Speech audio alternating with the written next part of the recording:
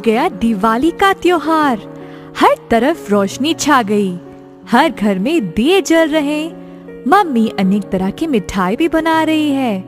जल्द हम फुलझड़ियां भी जलाएंगे। मौज मस्ती और बहुत सारी खुशी। हमारे देश में दिवाली का त्योहार बड़े उत्साह से मनाया जाता है। बुराई पर अच्छाई की जीत को स्मरण करने के लिए दिवाली मनाई जाती है। दिवाली तो हर साल हर कोई मनाता है।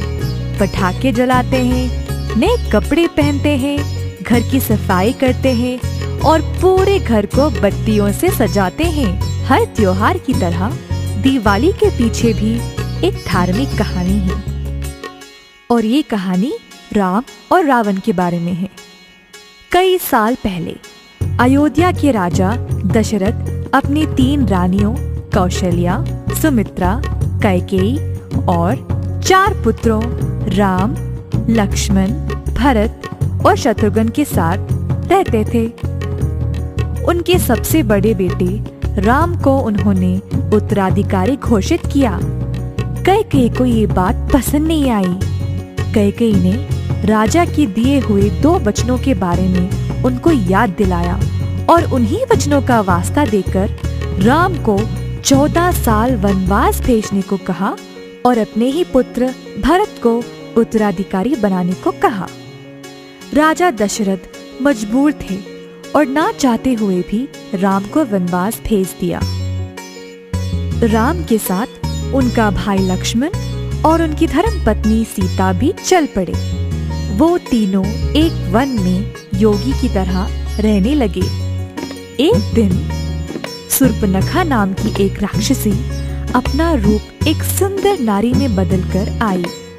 राम जी को देखकर वो मोहित हो गई और उनसे शादी करने की इच्छा की। राम ने शूर्पणखा को बोला कि वह शादीशुदा है और वो चाहे तो उनके भाई से बात कर सकती है। अफसोस लक्ष्मण ने भी उसका प्रस्ताव ठुकरा दिया। गुस्से में आकर शूर्पणखा अपने असली रूप में आई और सीता पर वार करना चाहा। लक्ष्मण ने तुरंत राक्षसी का नाक और कान दोनों काट दिए। शूर्पणखा रोते रोते हुए अपने भाई रावण के पास गई। रावण सोने का लंका और राक्षसों का राजा था। उसके 10 सर थे और वो बहुत ताकतवर भी था। रावण ने बदला लेना चाहा। उसने राम और लक्ष्मण का ध्यान घर से हटाने के लिए एक राक्षस को सुनहरी हिरण के रूप में उनके घर के पास भेजा। दोनों राम और लक्ष्मण हिरण को देखकर आकर्षित हो गए। उसके पीछे पीछे शिकार करने के लिए वन के भीतर चले गए। इसी बीच रावण आया और सीता जी को अगवा करके ले गया। राम और लक्ष्मण वापस आकर सीता को खोजने लगे। रास्ते में उनको एक जख्मी परिंदा मिला जिसका नाम था जटायु। जटायु ने उनको बोला कि सीता को रावण छल से उठाकर ले गया। उसने सीता को बचाने की बहुत कोशिश की, परंतु रावण ने जटायु के पंख काट दिए। राम और लक्ष्मण लंका की ओर चल पड़े। रास्ते में उनको एक बंदरों की सेना मिली जो उनकी सहायता करने के लिए तैयार हो गए। उनमें से एक अद्भुत बंदर था, हनुमान। वह कोई मामूली बंदर नहीं था।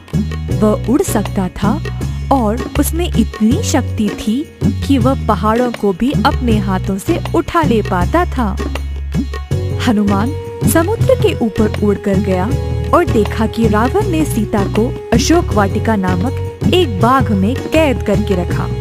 राम इस बात की खबर मिलते ही अपनी नई सेना के साथ एक पुल बनाने लगे जिससे वे सब लंका तक पहुंच सके। एक तरफ थी राम और उनकी सेना और दूसरी ओर से आक्रमण करने के लिए सारे राक्षस तैयार थे।